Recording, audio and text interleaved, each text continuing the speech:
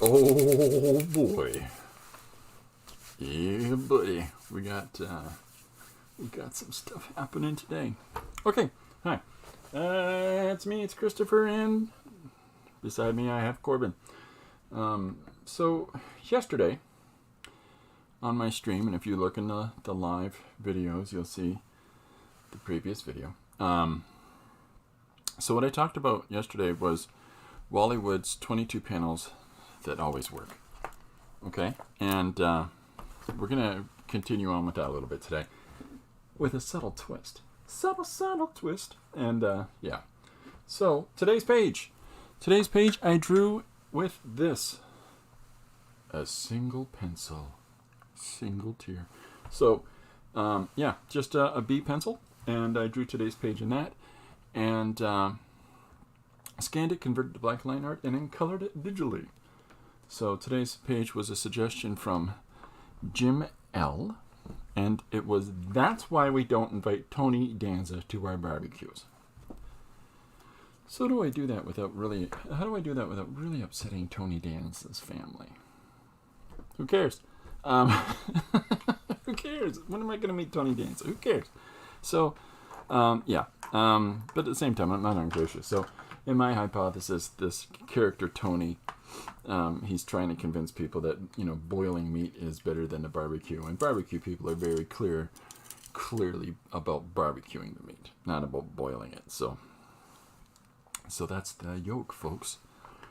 This was a fun one to do. I played with a couple of different conventions in the process of putting the page together, and immediately backpedaled on half of them.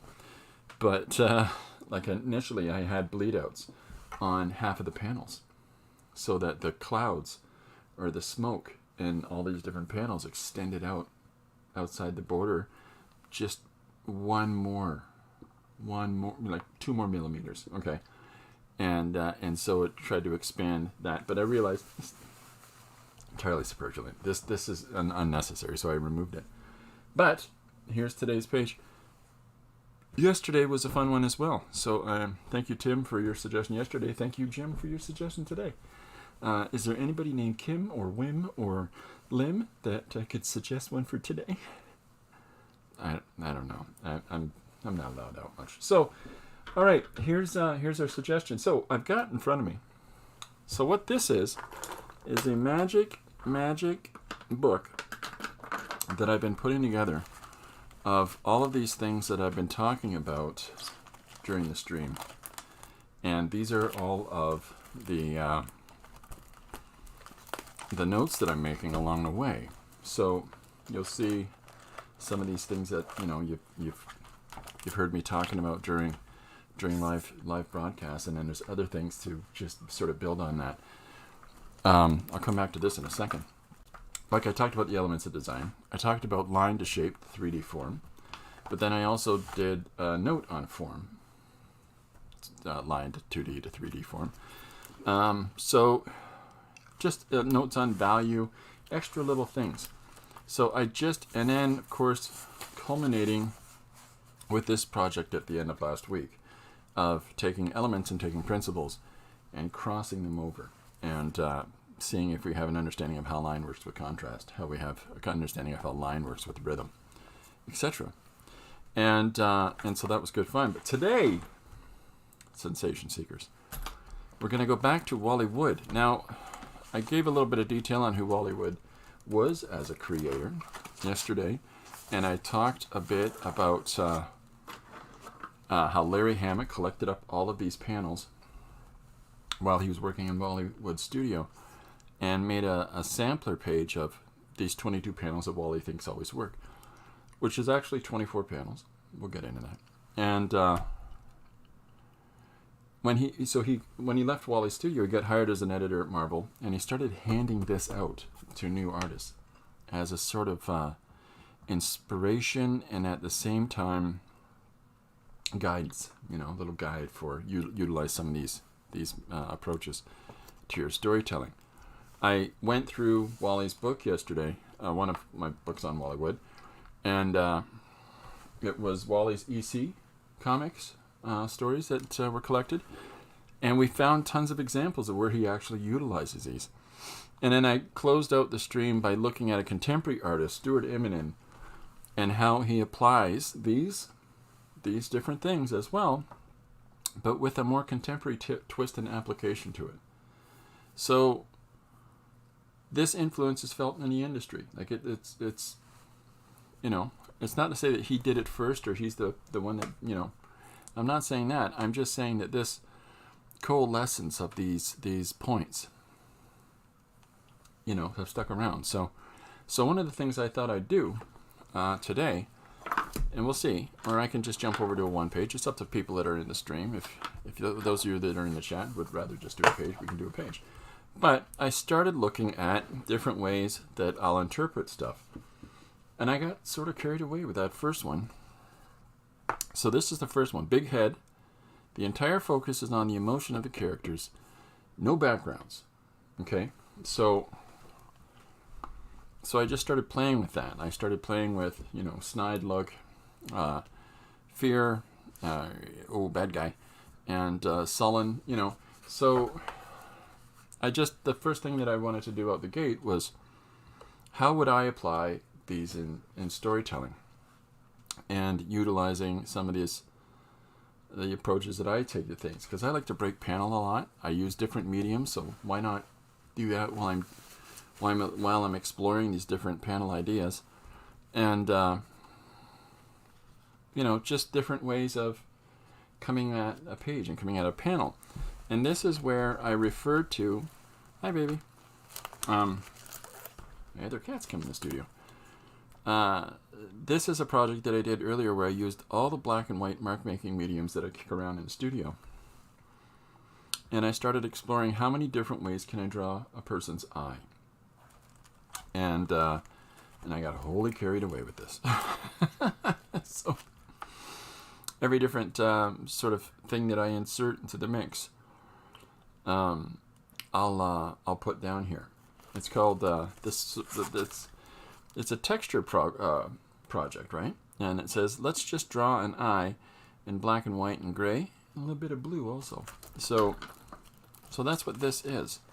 And this is a similar sort of venture. It's like saying, how many different ways can we come at these, you know, our understanding of these panels. So with that in mind, big head, the entire focus on the emotion of the character's face and no backgrounds. So there's our first row.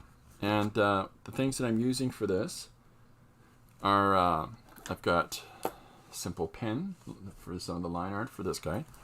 And maybe what I'll do is I'll bring the zoom up so that I can focus in on said panel.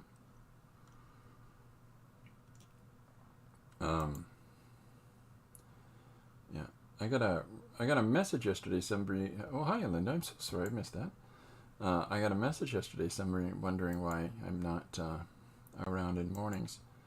I'm sorry, but I am otherwise engaged for the time being. So here we go. So here's some of these different applications that get different results, and we're going to continue on with that. So back ahead, part of head. Back ahead, part ahead is just a second. Is this one right here? Okay, back of head, part of head, and it's the two characters facing each other. All right, and the readers get a sense of the perspective, the different perspectives that the two characters have. The whole point of back ahead, part ahead is that we're engaged on this side of the conversation with this other person giving the opposite side.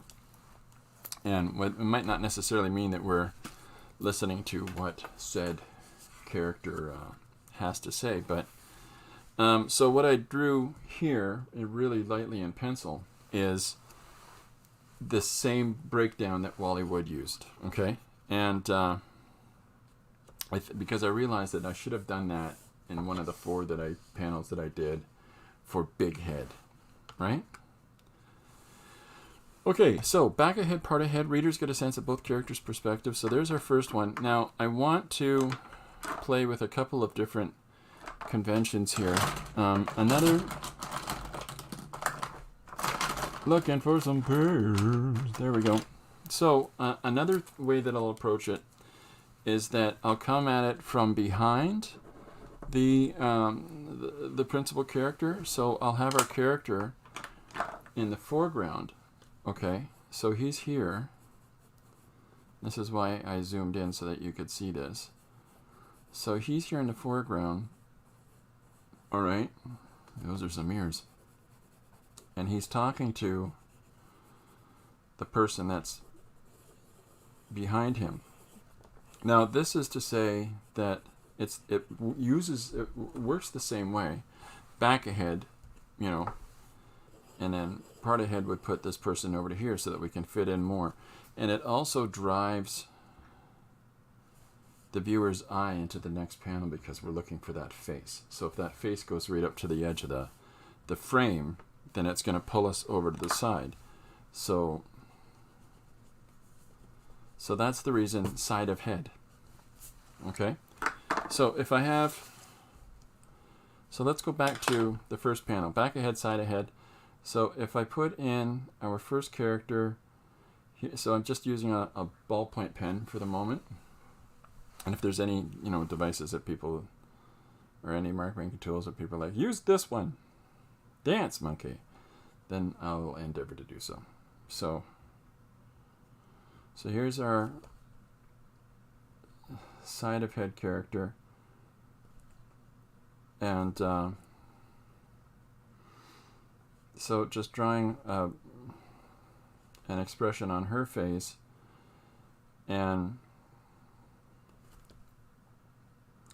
but the idea is that her face is moving off of the frame, right? So we're not going to see her second ear. We're not going to see her her hair as it moves over that side of the face. It's not there.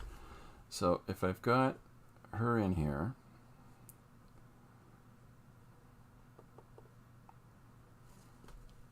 okay, and we'll have,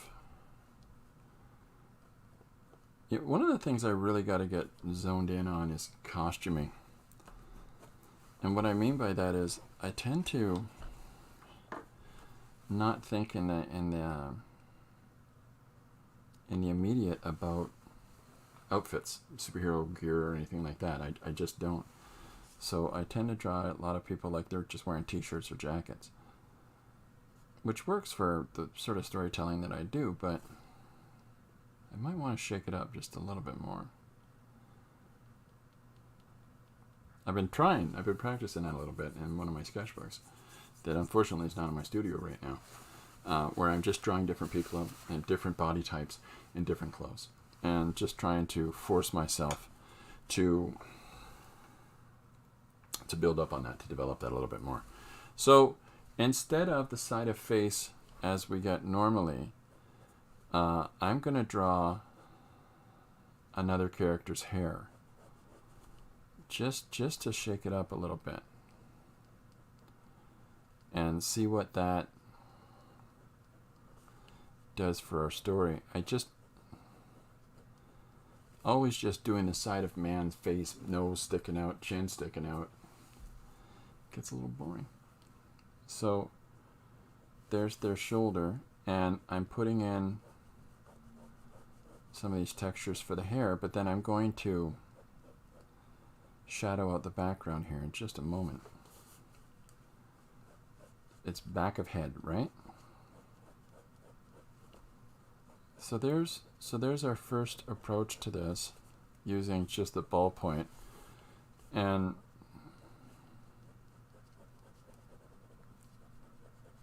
I'm using this crosshatch to darken out the back of the head because I want to value this area out, because I think that might be why, it draws our focus into the center. That we're not overly focused on all this texture and whatnot in the hair, but we do get the idea that it's the back of somebody's noggin and this person's facing him, and you know they're saying something and they're saying something in response. And so the other half of this is that it really, you can put a scene in the background, but it isn't really required, right? You can leave a floating empty background. You can approach it in whatever way feels comfortable. But the key factors that you want is the back of head, front of head, part of head, sorry. So we'll do it again. We'll come at it from this perspective. Now, maybe I'll switch up the tool that I'm using. So I've got a black pencil crayon. Whoops, I'm sorry. I've got a black pencil crayon here. And so I'm going to draw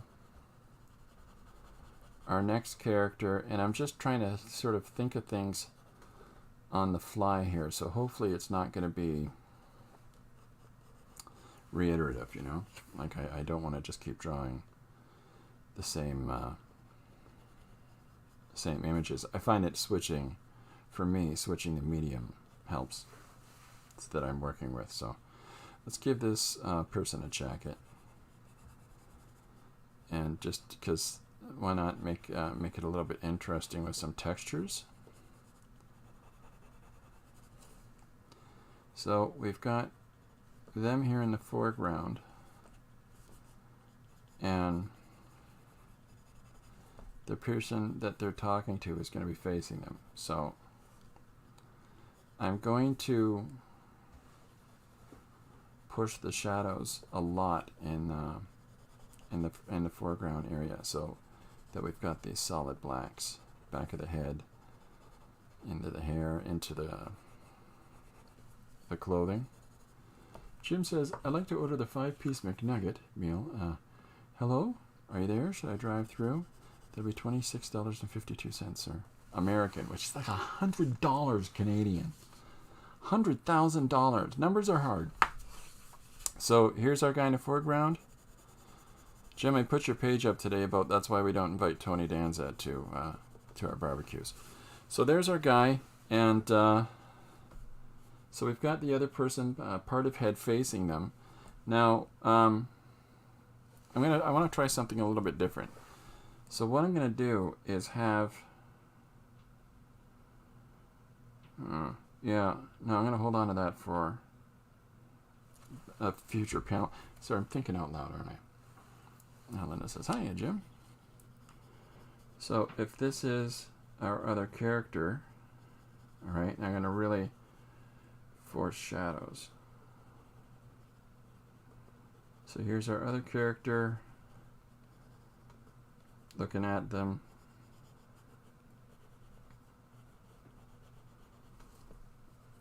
Okay, and we'll put some shaded elements in the face. Sorry the camera's not more focused, folks. I can't. We're getting better cameras. So if this is our alternate person's perspective, and I'll put the frame in. I really wish I knew what I did with my little ruler. I've misplaced it again. Problem with this ruler is it's too small and too easy to lose. So I'm going to put a frame on this one. I could just as readily put the frame on the other. But, okay, so you can see that the face is moving off the panel. And maybe that will help with some clarity about the part of head aspect of this.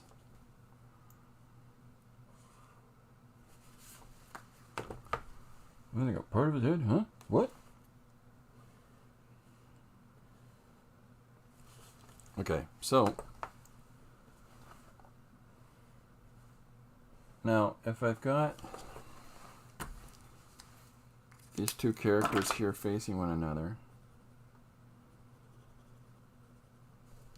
I'll put him in a sweater vest, and let's cross his arms because this kid has not done his school homework and this teacher is about fed up. Yeah. So we'll have him facing the young man, arms crossed. There we go. And a shadow underneath the arm. So here's our two characters talking to one another. Now, and the reason that I need to check out the Tony Danza page. There you go. So the reason that I wanted to pull back a little bit, and yet at the same time we can still follow the motif of it, is so that I can come into the back of the frame with some lightly detailed information that shows that this is in a classroom environment, and I might be aging myself by drawing blackboards, but right? So here's the classroom, here's the teacher saying, Mr. Higgins, are you concerned about your future at all, whether or not you're ever going to apply yourself to your education? And he's saying, what's that, man? Yeah, so. All right, so I think you kind of get the idea of it. I think that we could take it farther, and so what I'm going to do with this one is, so I'm going to cut the shot in the foreground here so that we see the side of our character's head, but they're down in the bottom corner of the frame. And then I'm going to push this back of head, part of head, a little bit farther, okay? And this is what I started debating about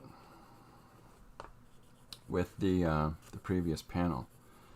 And so I've got a really big dude that is facing them.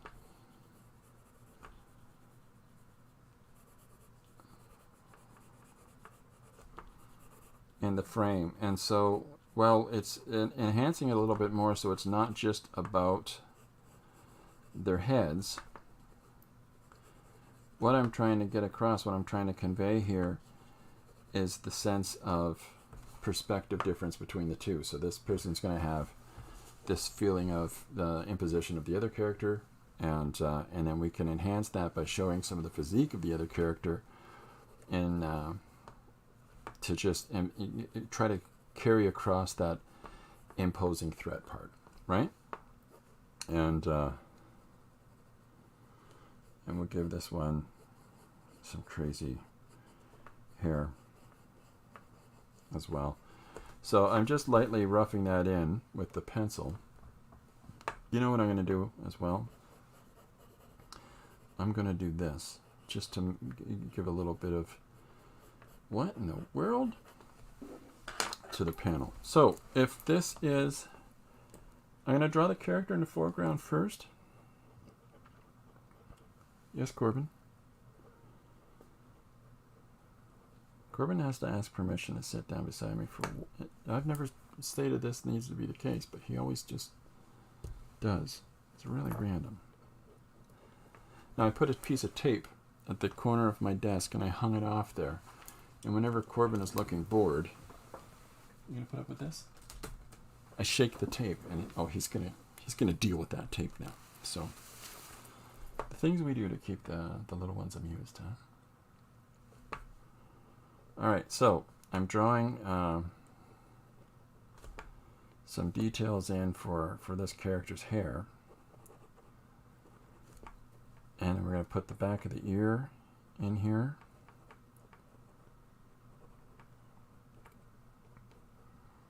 A little bit of line for the hair there. There's a central part in the hair.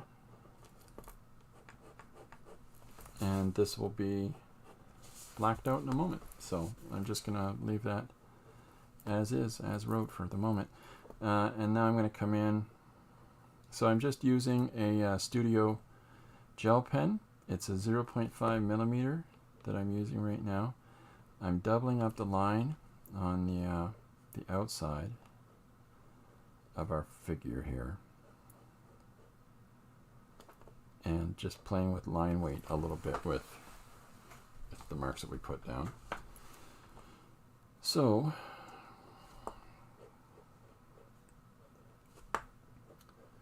here is his big old beefy arms. Hey now, And as those are taking up the frame, just to really sort of push across the idea of the size difference. Now, I'm going to put a thickening of the lines on the outside edge of our character's face, just to try to separate his head from this guy's body. So,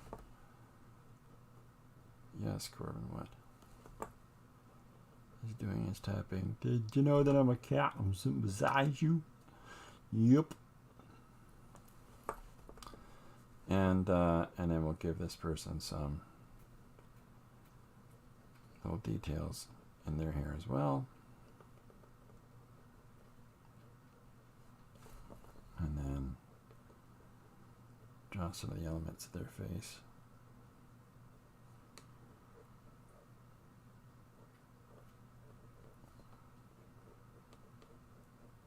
There we go. So the idea of this is it still carries through with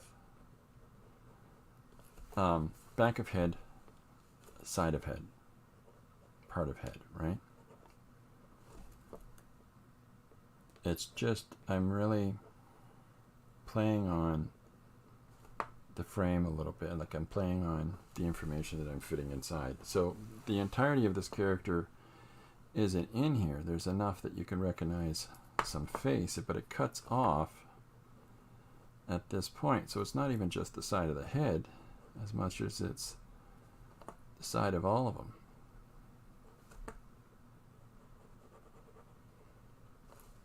So then we'll do the thickening of this line on the outside of the character, just to sort of give a defining edge to them.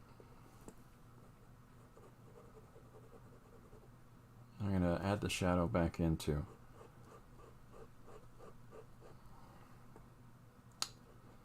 this person's hair. I'll be putting that dark value in there in a second. So little crosshatch in there, and then the other idea I had was that this may well be wings that this guy has. What? And so I'm going to come in here now, darken out the back of the head.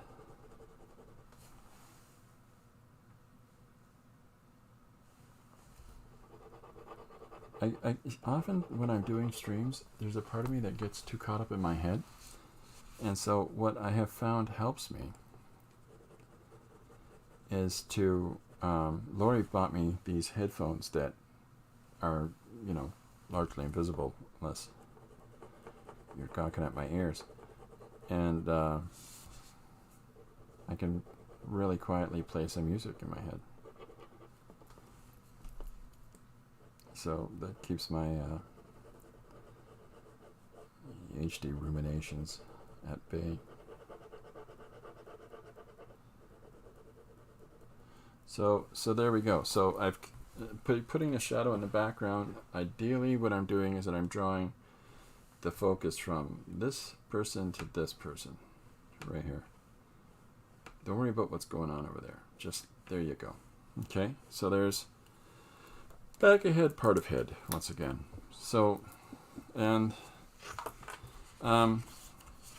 so here's something else that I do. Okay, and let me think of how I can bring this across without it being too off-putting. So here's back of head. Okay, and what I'm going to do is that I'm going to push this frame outside a little bit. Just push the character out, just because I can. Okay, and then, and as we've got our character engaging and interacting with the other person in the frame,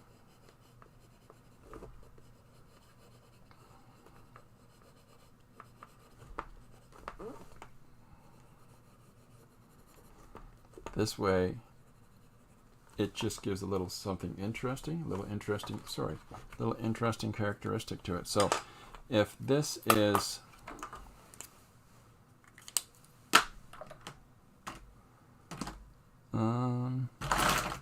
there we go, we'll try you. So if this is the outside of our frame,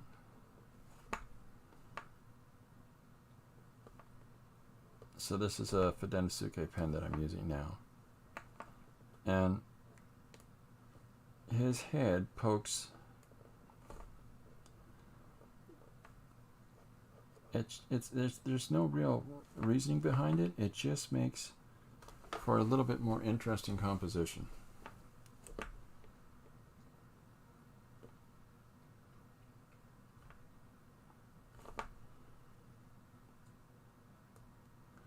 So we're coming at this from behind this guy here, his perspective on things.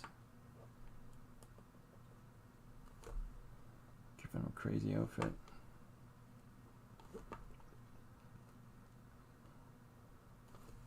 So this line sits on the outside of the interior line and ends at the same point that the back of the head does. So it just pulls him backwards out of the frame towards us.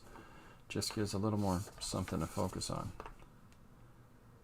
And I'm going to bump in the line at the bottom of the frame as well to just further pull him out of it and push the other person inside.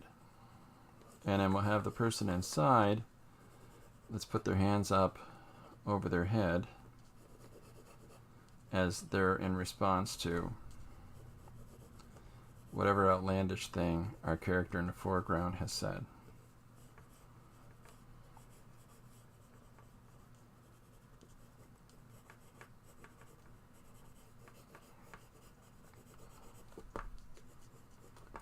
So there we go. And I'll just draw in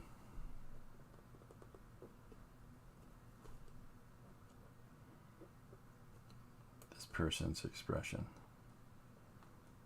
Am I in frame? Yeah, okay. So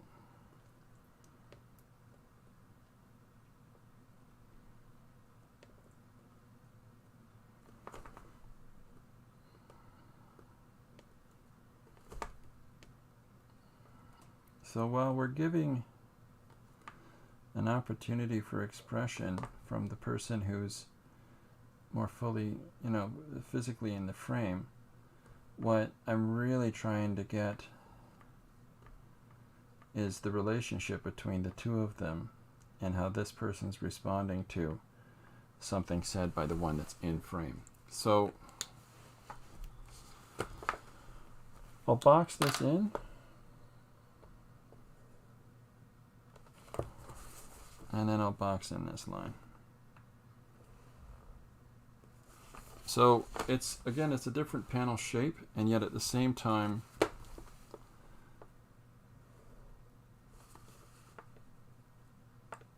it conveys the same idea. It's just having a little alteration to the frame itself. It just gives something interesting for the eye, but it can also work that their opinions are so far apart that this person's outside of the panel. Now, one could draw in the background as well if one felt so inclined. But as long as whatever the information is that you put in the back doesn't get between the two. So that's just an important part of things to consider, is that you don't want to disrupt the engagement between those two characters. At least that's how I read it. Okay, L-shaped silhouette. Now, L-shaped silhouette we talked about in compositions, right? It's the L within the square. So if I do, see, I didn't draw the borders on everything first because not all the panels are going to have borders, like as you've already seen, is that I'm going to shake it up as I go. But let's start with a bordered panel and figure out a composition and do that. Now, the ones that I exampled for Wally Wood, that Wally Wood does, there's recurring patterns of somebody standing there with in a shadow with an object to the side of them that casts a shadow at their feet, which makes you think, and if that casts that shadow across their feet, then it makes you think that the object that's beside them is actually blocking the light, so that now they're in the shadow themselves. So, but then he would do it on a larger, like he would step the scale within the same confines of a panel. I showed an example of that where he technically had 3 L shapes side by side. So if I have a character whose hand, okay, is leaning on an object, all right, and we'll put their other arm out like so,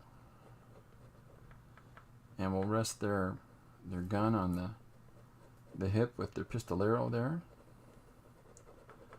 And so I'm just drawing in this character as a silhouette, and we can put their big cowboy hat on, all right, and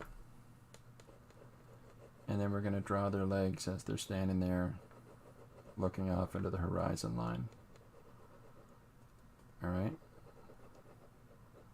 So, but if we have the object that they're leaning on, okay, so I'm going to draw a big rock, and this is similar to one of the panels that we saw yesterday with the Wally Wood stuff.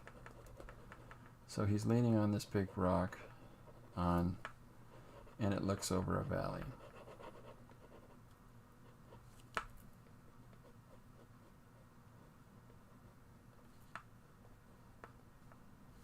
Okay.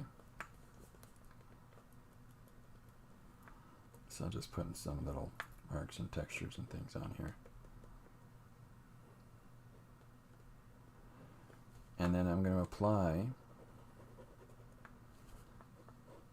the shadows that are on this rock, because this side is clearly not as illuminated as the opposite face. I'll keep pushing that shadow over a little bit. So then I'm going to carry that shadow over to the feet of our character. Now this isn't a straight L, but it's an L. So our character is standing in the shadow of the rock. And you can take that and run with it, and so that you have, you know, a shot of the valley down below that he's looking at, or whatever it is that you want to do. And it just sort of enhances the idea of the separation of this character from the things going on behind. Hey, Susanna, welcome aboard. Okay, so another thing that we can do for L shape. L shapes are fun and tricky at the same time. So there's our first one. So there's our first L shape. The ground is cast in low shadow, so we've got that, and the character is in shadow, and it adds a sense of emotion or character to them. And so with this application, we've got, what is he thinking as he's looking out over this valley? Now, in the course of the story, if we've already had lead up to this, it should set the tone for what he's thinking. If it's the introductory image, it makes you wonder what he's thinking, right? And if it's, let's say, at the end of a story, it's almost like the culmination of everything that's led up to this. And so as they're standing here with this, leaning on a rock and looking out at the horizon, I mean, he could be, you know, this is his last thing he's going to do before he dies, you know, or whatever it is. There's just, you can add so much to it.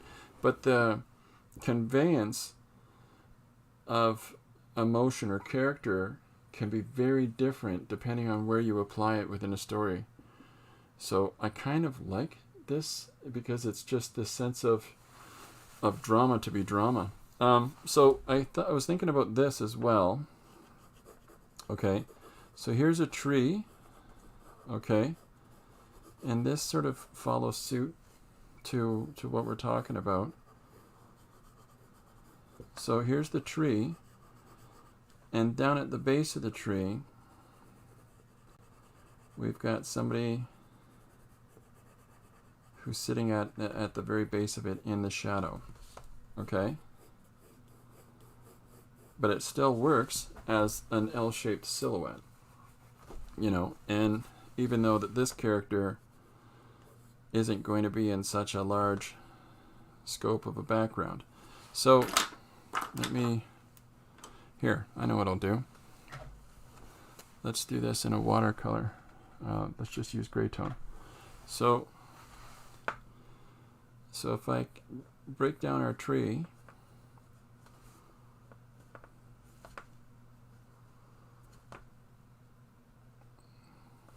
and then I'm going to break down our character in the shadow of it. Hopefully that's you're being able to see that. And so they sort of become one with the tree, like they're just, you know, they're right in there in the same shadow. And if the rest of the composition has a flatter value to it, like I'm going to do a light gray here because we're going to push the shadow in the tree in a second. Okay. Susanna, did I say hi? If I didn't, I'm so sorry. But thank you, Linda, for that. All right, so here is a little build up on the tree. Maybe I'll add some pen to this in a second as well.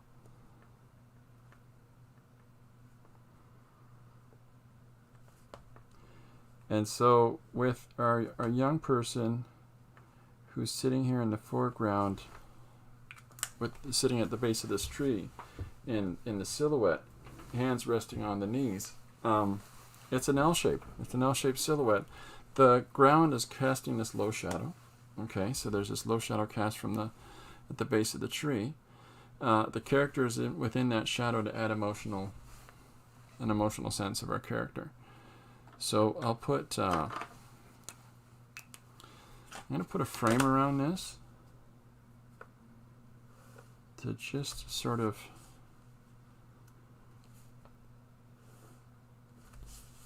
help to heighten, by enclosing the panel, it'll sort of just draw focus directly into the image in and of itself, which will sort of like, I think at least, bring the emotion of it out. So I've got, are you dry yet? So I've got this pencil crayon, and I'm going to come in with the pencil crayon. And so one of the things I'm doing with the pencil crayon is I'm putting marks. So if this is the watercolor area, okay, and we'll let this dry for a second. And I'll be right back to this. I'll be right back to this example. I have to let that dry though.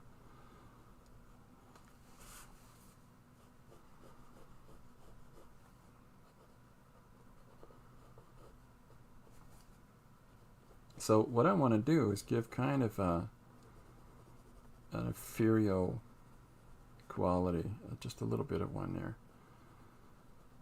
I'll show you what I mean. So as I'm coloring the shadow of the tree, the character that's within it, and in the panel. So if this is the gray area in that foreground, I was putting the black line within. So if this is the outside where the watercolor is, I was putting my black lines into center just to give it a sort of little implication of form. So there we go. Another of our silhouette shape with cast shadow. There's so many different examples of this that people utilize. Like, it's one of those things where you can have a really basic approach to it, where I'll do this.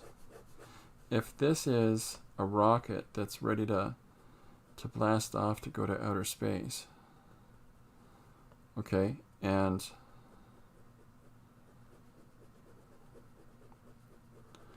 we're going to push the the tonal shift in this,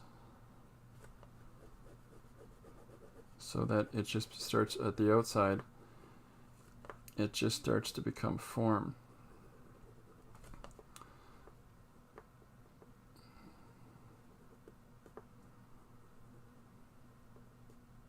Bear with me a second. Now, if we've got the cast shadow that's coming off of this, okay, and it's moving off to the side, we can play with this convention again, where we've got, if this is our L shape, our principal L shape, and we've got our people down here at the bottom. One's got his hand up to his eyes. This one's standing here pointing, right? There's a third character there.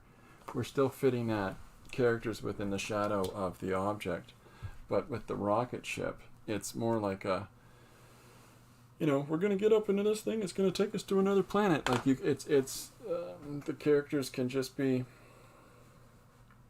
It's a way of presenting it. It's a way of presenting the object in the panel to give it some monumentality. Now, I wouldn't do it in a small frame. I'd do it in a really large image on the page, and I don't necessarily know that I do it with a closed shape or not. I might just have a large panel kicking in there, or a large volume of space kicking in there, where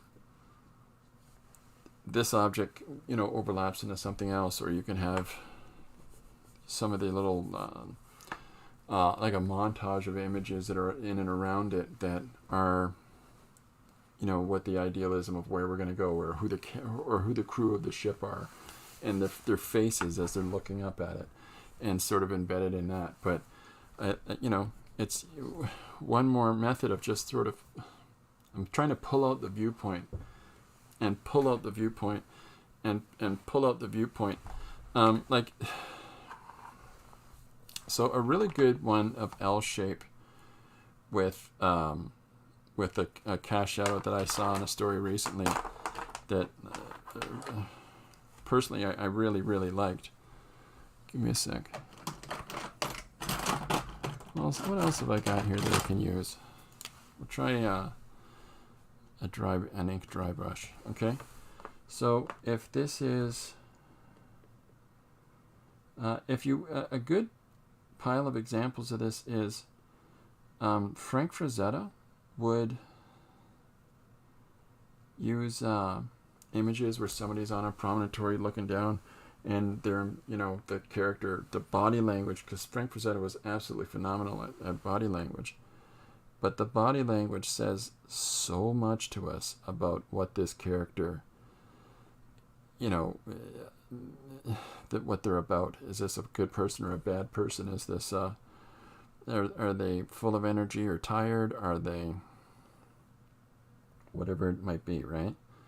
So I'm drawing this evergreen tree in our foreground. Sorry, let's get it in panel.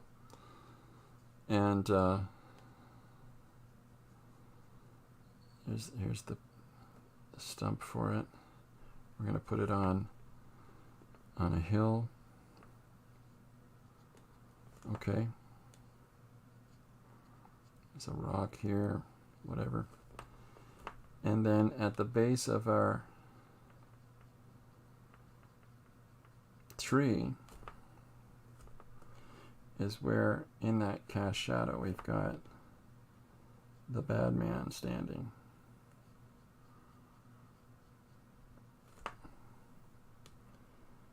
You know, as he's looking at the town down below. I'm going to give him a shield.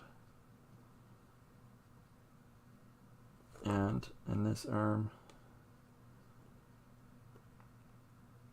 I'm going to have him holding on to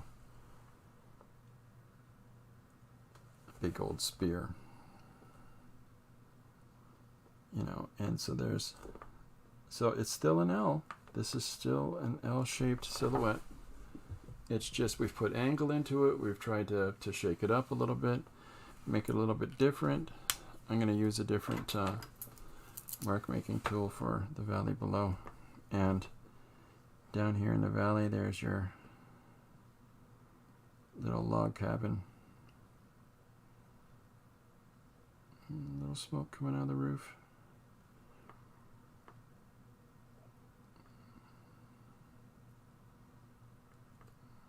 Okay, and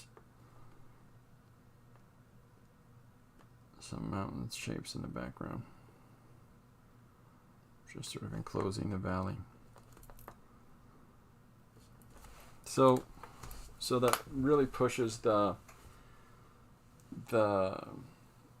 person with the shield and the spear standing in the shadow of the tree. It really distinctly separates them from what's going on in that mid-ground. Now, if we want to add some crosshatch lines like so, just something to add a little more texture to it, then this starts becoming more distinctly, this plane starts becoming more distinctly separated from the mountain area that's in behind with just some simple lines. But those lines running across where our character in the foreground is, who's in silhouette, it also does more to enhance that texture that's down in the valley or in behind them is the next plane, right? And their plane is entirely in darkness in the foreground. And yet we know it has things that form in volume because we're allowing the light to hit this side of the tree. So, okay. What are we at? 51 minutes. Do you want to keep going? Are people enjoying this? So here's where we are. Whoops. Here's where we are so far. So we've got our big head. Entire focus is on the emotion of the character in the frame. Then we've got the back of head, part of head, so that the readers are getting a sense of the interaction between the two characters. Right? And then, just trying different methods or different applications for our panels to try to just differentiate the page as we're moving through it, in our narrative. There's no point in making everything unnecessarily confusing. Today's page, I have Tony Danza peeking out of the bottom of that panel and peeking out of the top of that panel, so that his head overlaps at least 2 of the 4 panels that are at the start of the story. Because the whole idea of this is for the reader to have a quick assessment of panel, panel, panel, panel. Okay, barbecue, barbecue, barbecue, barbecue. All of them are rather out of control. And then we cut right into the face of our character to draw us into the narrative. And he says, "Hi there, my name's Tony, And then at the bottom where we have him peeking out just a little bit again, it's just sort of like carrying on that jumping outside of a panel motif. So as it goes down into this bottom panel where he says the conclusion of the idea is that if you're having a problem with barbecues getting out of control for you, just boil your food in buckets that you can buy at Home Depot. And which is its own logic, but this is the suggestion for the page. If the reader takes the time to read what the suggestion was and not just the page itself, and because that's a lot to do with the process for me, and they'll say, this is why we don't invite Tony Danza to our barbecues. So because he's boiling all the stuff in water, it's not a barbecue. So yeah. So, but the idea with those panels, right, and how they react with each other is that you can have panels that push in and out of the characters push in and out of the frame, or objects push in and out of the frame. And it just sort of helps to focus the eye movement. So in this, I wanted you to quick scan under boom, boom, boom for the barbecues exploding, and then get right into Tony. Because this is just sort of... It's sort of like imagining it as if it was a commercial. It'd be quick cut shots of exploding barbecues, and then our guy goes, "Hey, hi there, are you tired of this?" And I've got the cliche wearing the apron and holding a spatula. We don't see what he's cooking and where. He's still holding a spatula despite the fact he's boiling things in water. So just silly things, right? But silly things help in how we put together our panels and how we utilize some of these tools available to us. Like I decided to cut this panel short, focus on less of the back, and focus on a tighter face. I could have left the white areas of this, the outside of the image, blank. I could, or like without a border on them. Let's see if that. So having that border not exist in the areas where the lack of black ink is, kind of goes out of its way to. It's just a little bit. Let me try this. Let's see. Okay, so between these two, this now just sort of opens that panel up for the eye to continue down below, right? Or it doesn't make the focus so encapsulated by the frame of reference. I didn't put a border around this one because, stylistically, there's maybe benefit to the looseness of that. And there's creators like Bale Sienkiewicz that would have, it's important that the edges of the ink, the edges of the wash, the edges of the frame as it's painted in a bit of an abstraction, it's important that it bleeds out, right? It's a stylistic consideration. Okay, frame within a frame. The easiest example of frame in a frame is, here's Bob, okay, and he's got his hands on his hips,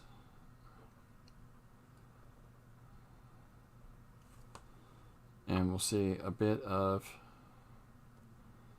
his jacket here as well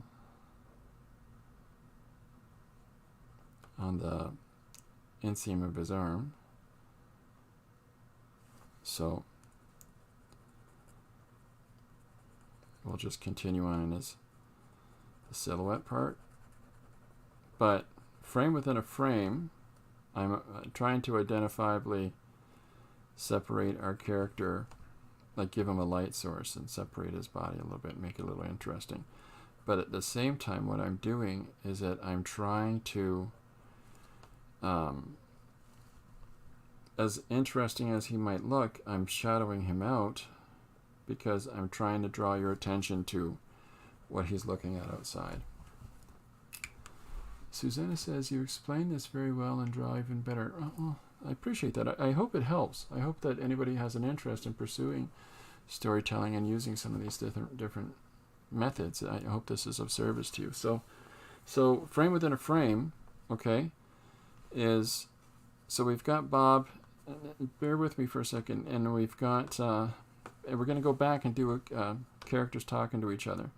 So here's his wife, but here's Bob and Betty, okay.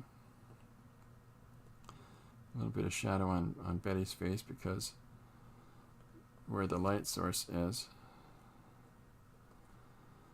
And so she's standing there with, she's got her hands on her hips because that's what all the kids do these days. So as Betty is standing here facing against Bob, well, I can put my hands on my hips too, Jack. It's not Jack, it's Bob. You can't remember my name, Betty. So she's talking to him, okay?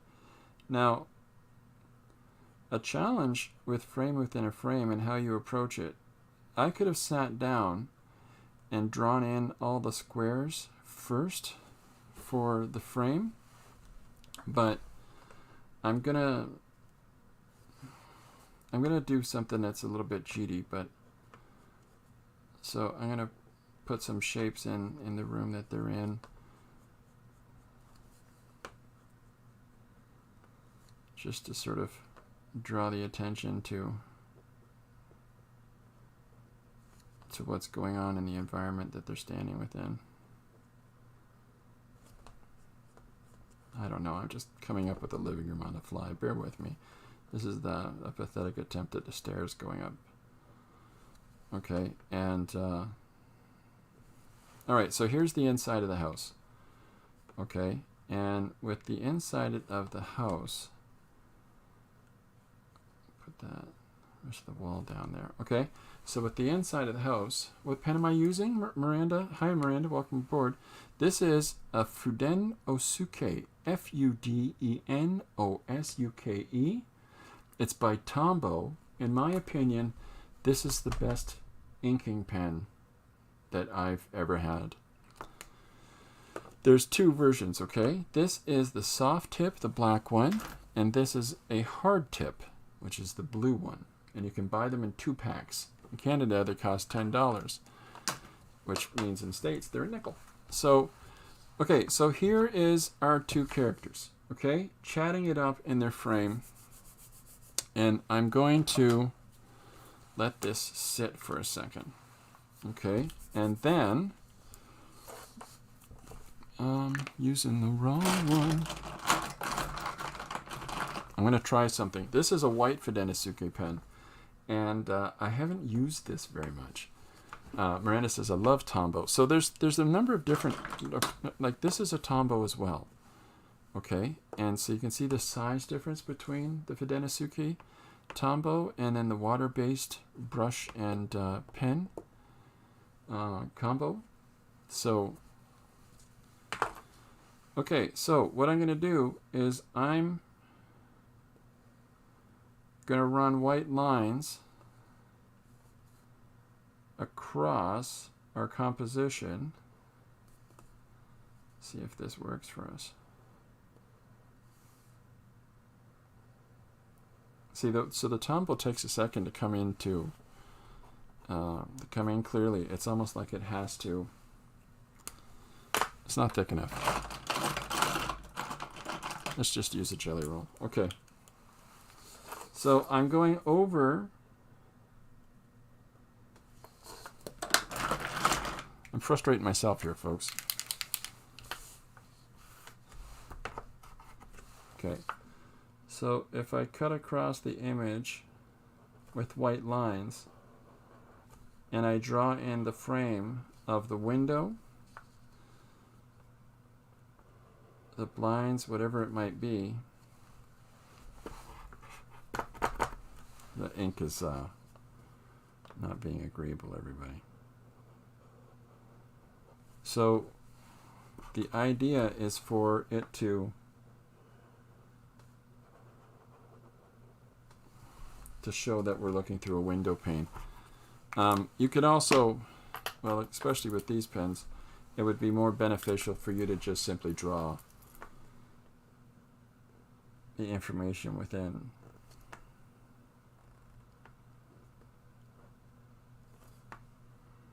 So now I'm drawing the trim on these windows just to make it a little more clear. I like panels where people look through windows. So we're going to try something different for the next time. So here's our 2 characters in their living room arguing, and we are outside of their house looking in going, uh-oh, the neighbors are at it again.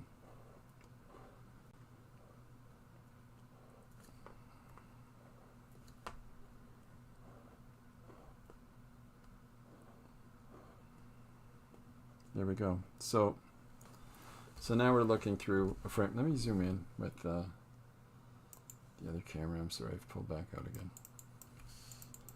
So as we zoom in, we've drawn our composition, and then we put our frame in there. And then, honestly, if you just keep coming back over that white, and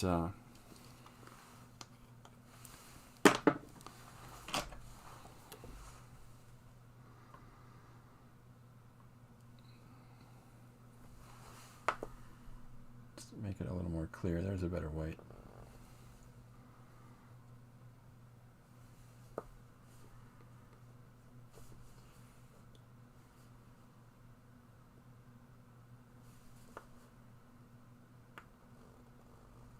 So now that those two planes separate and we're standing outside of the window looking in. So yeah, that worked better to go just straight to ink.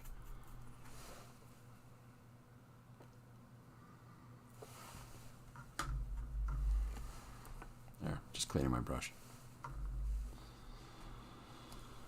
Okay, Chris. So that's one frame within a frame. Another one that Wally would exampled was he would use people looking through a view screen. I'll have to call that back.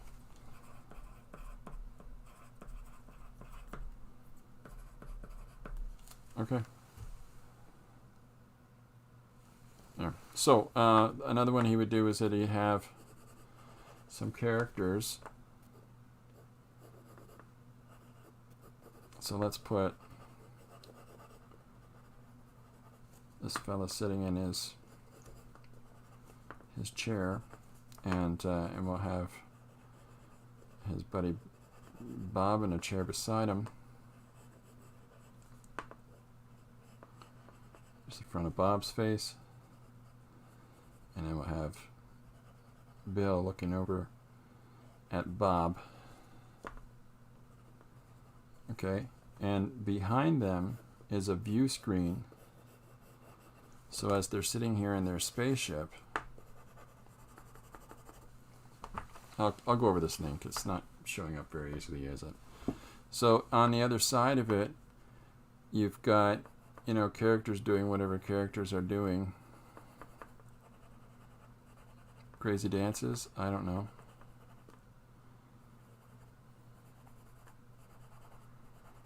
It's just a bunch of people running across the frame, the foreground. Because why not? Hi, Marsh. Welcome aboard. So here they are outside trying to get the attention of the dudes in the spaceship. And then we'll put just some compositional shapes in behind the background. So what we've got here is a defined environment inside the spaceship, and because we've got the window screen that they're looking out of, it gives us an understanding of this environment where they're standing, or where they're sitting here. I'll put some doodly-doos on the control panel.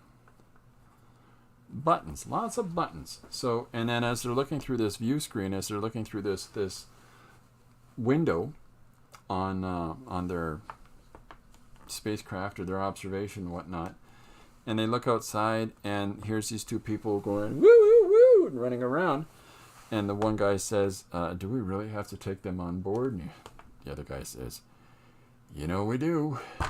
So but it gives a very different emotional intensity of this frame within a frame. It's these characters looking at absurdity and having to to incorporate that into the world, whereas in this one it's an externalized viewer looking in on, peeking in on something that's happening on the other side of the window, like what's going on with these people.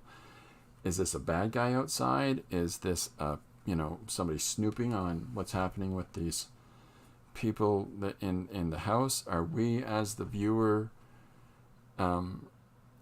moving into the shot, like moving our shots so that we come up to the house, and then rather going in the front door, we go by the hedges and we come in a side window to see the two people plotting the death of somebody that we saw walking into the front of the house, and these two are like, he's going to be here any minute now. Are you ready? I'm ready.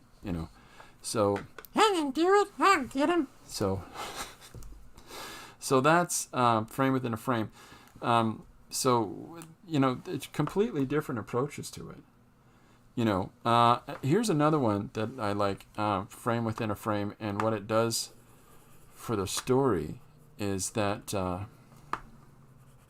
if you've got somebody who's, let's say, in a pit, a frame within a frame used in this regard, so that there's their hand down below supporting their weight.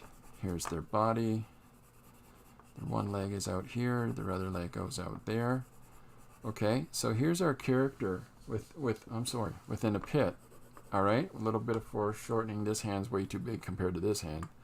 The idea is that this hand is closer to the view than the other.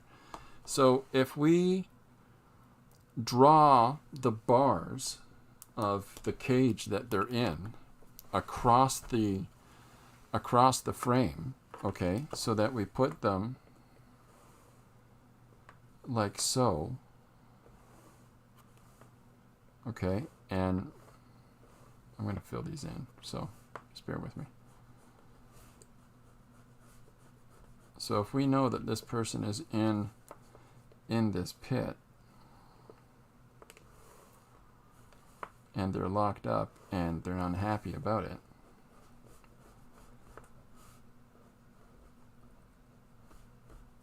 you know, we can have all kinds of storytelling going on here, where the pits are being closed, like the gates are being closed on our person, and he's like, no, just wait.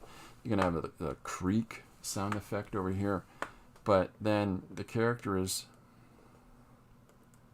down within the environment. And then here's the part to sort of that I like to do to sort of sell this, is that I'm drawing the character in, but at the same time,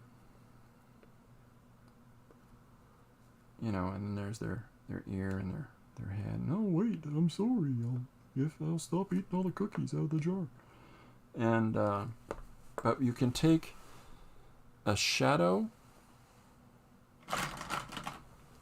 and put that like a cast shadow across. Of course, I pick up a dead pen.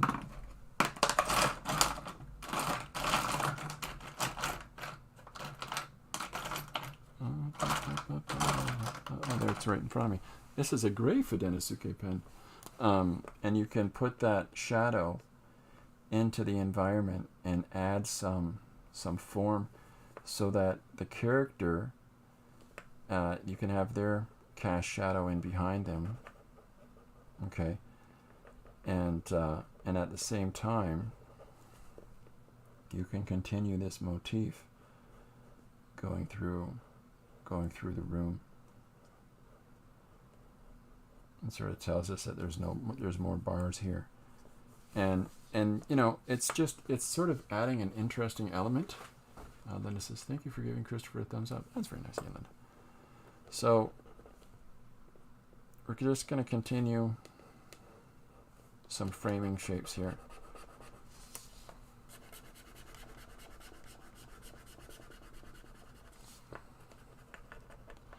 Just to keep, so there's that environment is in this sort of gray tone, and then our foreground image is this the black bars here. And as we know that they're closing, and then all it takes, because you know, sequential storytelling is a fusion of words and pictures, you know, simply by adding, you know, creak across, slam, and in the next panel you have the slam of the cage. But now we've got the sense of it's a frame within a frame. We're pushing these bars, we're pushing them down towards a person. You can even do the second one, I guess, just to sort of push it a little bit farther. So here's our second bar, second gate coming into play. And then you can, of course, add, you know, more of those shadows across. And it gives form to your person who's underneath here, by having the shadows move across their body, and how that changes the way we're seeing them within an environment. So it's a way to really sort of push how we're looking at things. So, you know, with something like this, and having, I'm going to enclose this panel.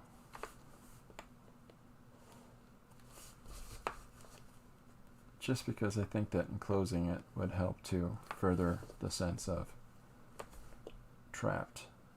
So with this character within this panel, this is still a frame within a frame. Just like this is a frame within a frame looking through a window. This is like a frame within a frame standing outside a house and looking in to see what's happening. Having a person thrown into a cell that's got the gates on it, and then we're looking through the gates at the person underneath, but we're also being conscious of separating the gates from the person by using a different tone for the second area, the second plane where our person is standing. Now I've drawn him with a black pen and then put the shadow over him, but the background of the cell I've just done in gray. So we've got black, intermediate, and light, right? So it's sort of like three different planes, but it's still a frame within a frame. It's still dividing up the space. It's just not this uniform, there's a window, there's the panels of a window. It's a cage, but it still works. It's just like where you've got Sam Spade, Private Eye. So here's your Sam Spade, Private Eye, grizzled guy. Okay, and he's got this fantastic soliloquy going on. I could tell the moment she walked in the room, the girl was going to be trouble. You know, one of those things. And so we'll put him standing in the foreground. Put his hair in. And then what I'm going to do is that I'm going to push frame within a frame one step further. I've got Sam, okay, and there's his shirt undone and his tie is slack, and he's at the end of a long case, and you know, thinking about all the ways it went wrong. And so as he's standing here at the window looking out, what I'm going to do is that I'm going to put the shadow from the blinds that are on the window across the composition. So if we've got his desk here, okay, and I'll put a little light on it. Okay, so if we've got his desk over here with his chair, all right, and then we've got the door to his office back here, you know, and then another chair that's sitting here facing his desk for a potential client, whatever.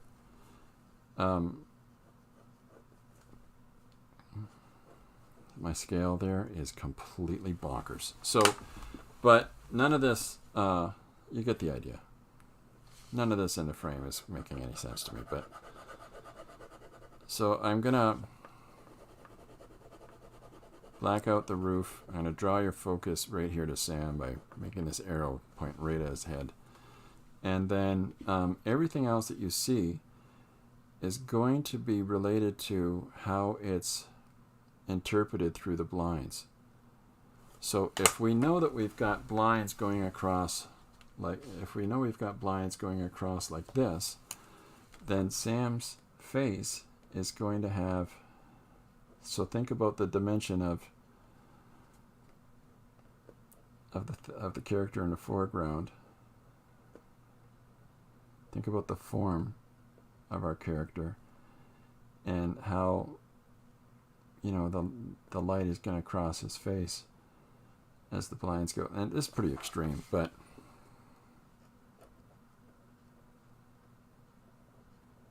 so it's sort of bending a little bit with his anatomy. So then we start to warp the shape a little bit as it contours across the character. Contours? He questions himself. So I'm trying to get across that he's standing at the window with the blinds there. And as we move through the whole environment, you're going to see how that shadow plays into the room, right? But because he's directly at it, he's getting the full effect on him. But then if we look at the room, if we do something like this, okay, you're going to see a kind of weird thing that you can do with the shadow. I'm going to cast this dark value all across the room, okay, and I'm going to leave a cutout for the glass window for the hallway, all right, and everything else is like this. And just because, for dramatic effect, I want to do this in the background.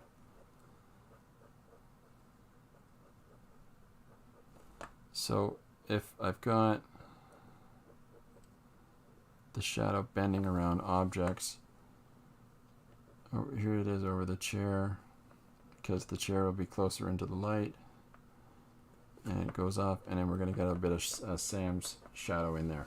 So you can use this. So this is a frame within a frame, because while Sam's in the room, okay, we're taking this exterior element and adding it into the composition. So the exterior element would be the fact that we're actually on the other side of blinds, or we're where the window pane is, as opposed to being on the opposite, on the outside.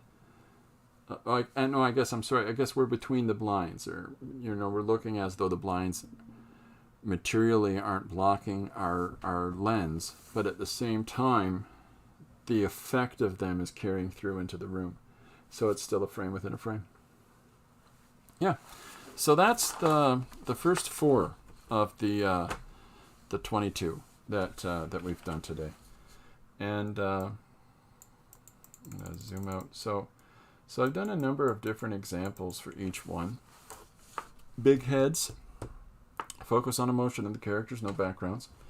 Then we've got back of heads, so the readers get a sense of both characters' perspective and how they're engaging with one another in the story, in the composition. And then we've got the L shape with the silhouette. So we've got characters with an object that's casting light over them to give some sort of emotional response. Here's a guy looking out over the valley. Here's a person, thinking under a tree. Here's some guys looking up at this shadow, this rocket they're in the shadow of. Here's an ominous person on a hill looking down at a hut in the valley. Now maybe that's his hut and he's protecting it from potential invaders, or whatever the case being for any of these narratives. It by applying something like an L shape, you can infer all kinds of emotion into that. And then our last one that we did today is frame within a frame. So here we are looking through the panes of a window from outside at two people engaged with one another. Here's 2 guys in a ship looking through a viewfinder, through a window, at 2 other guys outside being crazy. Here's a person being locked into a cell, so we're looking through the perspective of the bars as they close on them. And then here's our private detective in quiet summation about whatever the adventure he was just in, but we're looking at that through the blinds. So these different examples, and the fact that I've done 4 for each one, whereas we could have done an example for at least 16 today, but I thought I would really sort of show different approaches that could be taken to it, and very, very different ways of seeing this. So I'm gonna do all of them. I've got it laid out for myself to continue on and to do some more, and really explore this. And then these will be going into the book I'm putting together of all of these ways that I look at how to tell stories with words and pictures, and sort of giving up all my secrets. I don't know if I have secrets, but yeah. So trying different combinations of medium, mark making tools here while I'm doing this, and playing with very different perspectives on how to, what the story might possibly be, or how to try to convey some ideas of different feelings. Here's these two, Margaret, your husband John, what is it? He's eating craft dinner, whereas this is a teacher saying, why haven't you handed in any of your assignments? And this is a guy being confronted by a big dude with wings, possibly an angel. And here's another person who is removed from the emotion of this character being told some bad news. So in order to enhance the idea of being removed from that, I've pushed him outside the panel in order to convey the sense of dread for this larger-than-life character. Here's shadow, and we've encased the shadow around this guy and within our guy. The whole focus of dialogue is probably coming from the teacher saying, you haven't handed in your projects, you keep putting gum under your desk, whereas this one is, so it's more about him carrying on to this person, and in this case, it's what she's saying to the emotional response to that one. So every one I'm trying a different story concept. So, I encourage people to look at Wally Wood's 22 panels that I talked about yesterday. You can find it online and just print out a copy for yourselves. It's not going to have all this stuff on it, so don't look for that. This is me actually going through and writing down the additional notes that they had about what each of these things mean from one of my Wally Wood books, and putting those notes on my 22 panels print photocopy. And then in this context, this is what I'm writing underneath of each of these explorations that I'm doing. So this may well help you to get a more solid grasp on these 22 panels and how you can utilize those, or really give you a sense of exploring your imagination and exploring your want for storytelling, so that when you sit down and work on your projects, you've sort of got all of these ingrained in your toolbox. Like, these things are all there for you to draw upon. Like, you go, oh, I know what I'll do for that one. I'll have the two characters across from each other speaking directly too. So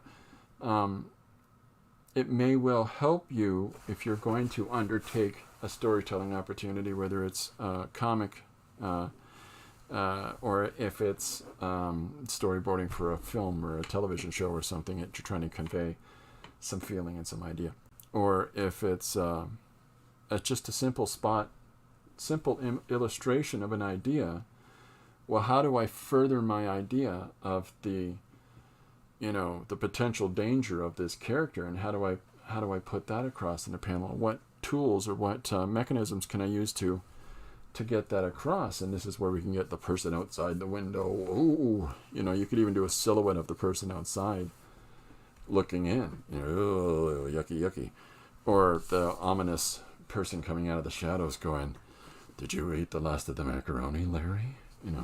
I've had enough. So, yeah, all kinds of different things that that can be put into place. I went over these yesterday. I showed examples of Wally Wood himself from his EC days.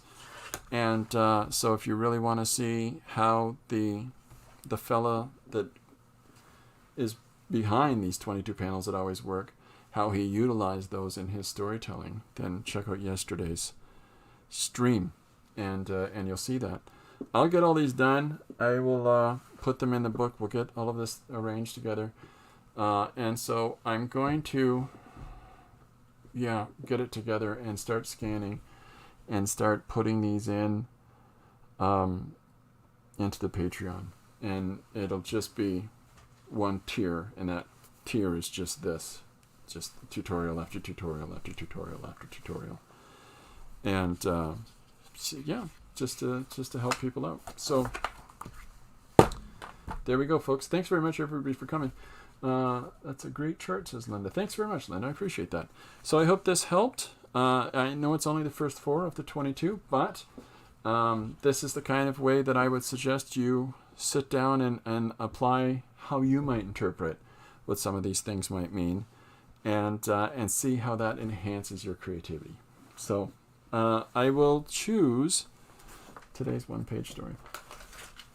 And what we did today is, and that's why we don't invite Tony Danza to our barbecues. And that is this panel here. So, let's see, what else have we got? We've got a fellow named Larry says, why sci-fi? No, I'm not going to do that. I've been doing a fair amount of sci-fi.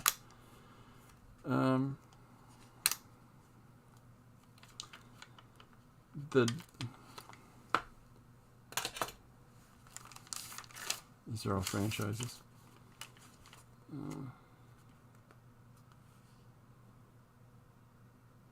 For Z. Okay.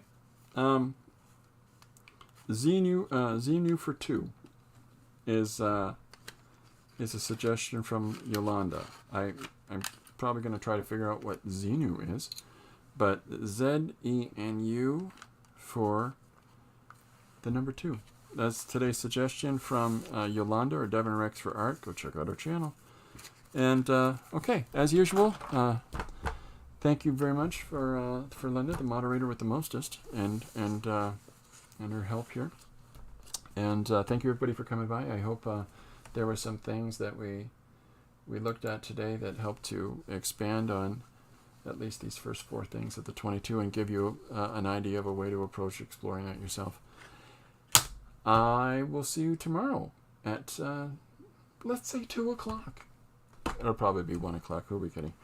I'll be here tomorrow at 1, and we'll be doing some more fun. I'll get this page done tonight and post it for tomorrow morning. And if you have a one-page story idea, suggestion, 3 words, a line of dialogue, your pet peeve, please feel free to put it in the comments for this video or the comments on any of the social media posts that I do.